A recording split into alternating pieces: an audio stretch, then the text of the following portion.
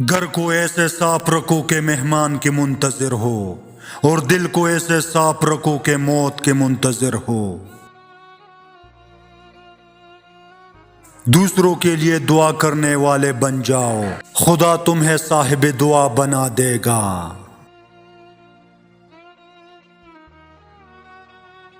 جب کبھی لوگ آپ کے بارے میں باتیں کرنا شروع کر دے، مثبت یا منفی، سمجھ لینا کہ اللہ نے آپ کو کسی منزل پہ پہنچانا ہے اور کسی بڑے مقام پر فائز کرنا ہے۔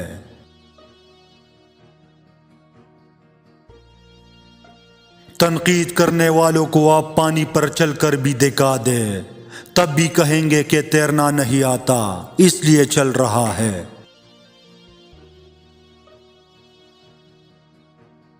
پتہ نہیں رات کو سوتے وقت ہی زندگی کے سارے دکھ کیوں یاد آتے ہیں۔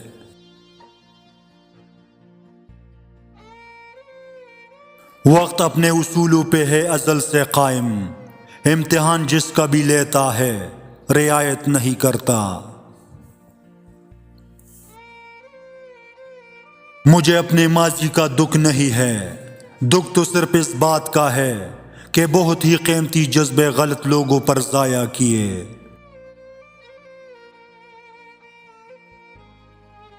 میں نے موسیقی کی دھن میں رہنے سے لے کر قرآن پڑھ کر آنسو بہانے تک کا سفر طے کیا ہے۔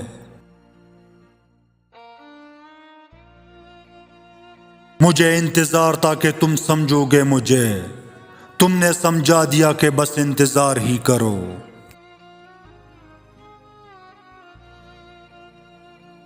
بھول جانے کا کوئی بھی بہانہ بنا دینا، دور جانے کی بس ایک وجہ بتا دینا۔ خود چلے جائیں گے تیری محفل سے، چلے پر جہاں تیری یاد نہ آئے وہ جگہ بتا دینا۔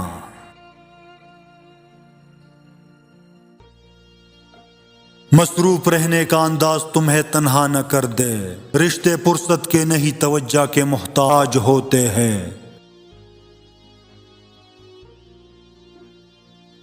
زندگی میں پریشانی کا ایک ہی حل ہے، اللہ سے باتیں کرے، اللہ سے مانگے اور اللہ پر چھوڑ دے۔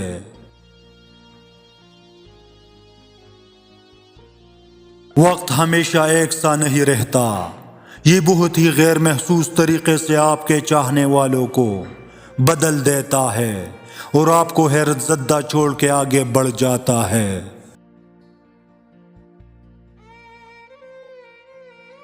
کچھ لوگ ہمارے لیے صرف اتنی گنجائش چھوڑتے ہیں کہ بس انہیں چھوڑ دیا جائے۔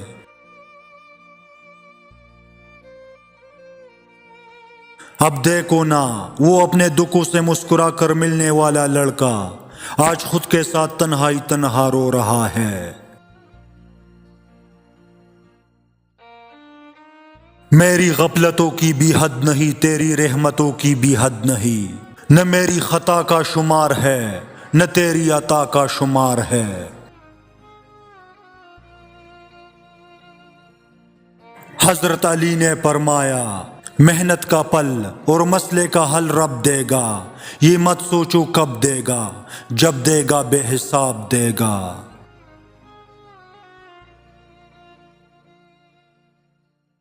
زندگی بھی کتنی عجیب ہے، جو ٹیڑھا ہے اسے چھوڑ دیا جاتا ہے اور جو سیدھا ہے اسے ٹوک دیا جاتا ہے۔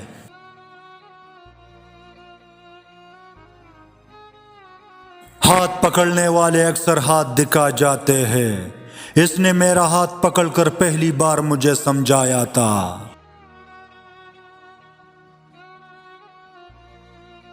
سکون کی سب سے بڑی قسم یہ ہے کہ ایسے بے پرواہ لوگ جن کے لیے آپ مر مٹنے کو تیار تھے، آپ انہیں دیکھیں اور محسوس کریں کہ ان کا ہونا یا نہ ہونا اب برابر ہے۔ جب جل کے نشمین خاک ہوا تب ٹوٹ کے برسا بادل بھی، اس وقت کہاں تھی کالی گٹا جب آگ لگائی لوگوں نے۔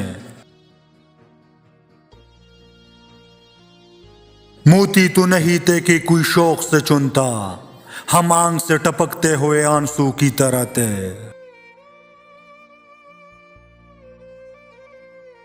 اکیلے ہم ہی شامل نہیں اس جرم محبت میں، نگاہ جب بھی ملتی تھی مسکرایا تم بھی کرتے تھے۔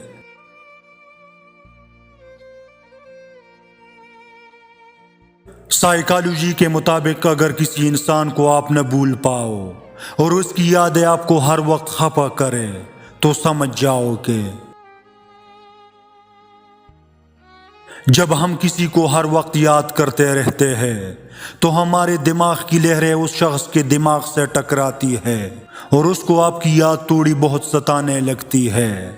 وہ کیا ہے نا کہ دل سے دل تک راہ ہوتی ہے۔ زیادہ سوچنا انسان کو ختم کر دیتا ہے، بس دعا کرو اور سب کچھ اپنے رب پر چھوڑ دو، جو اتنی بڑی کائنات کو اتنے خوبصورت رنگوں سے بھر سکتا ہے۔ تو کیا اسے تم نظر نہیں آ رہے؟ کیا وہ تمہاری زندگی ایسے ہی بے رنگ رہنے دے گا؟ بس اپنے رب العالمین پر کامل یقین رکھو، انشاءاللہ وہ تمہاری زندگی بھی تمہارے پسندیدہ رنگوں سے بھر دے گا۔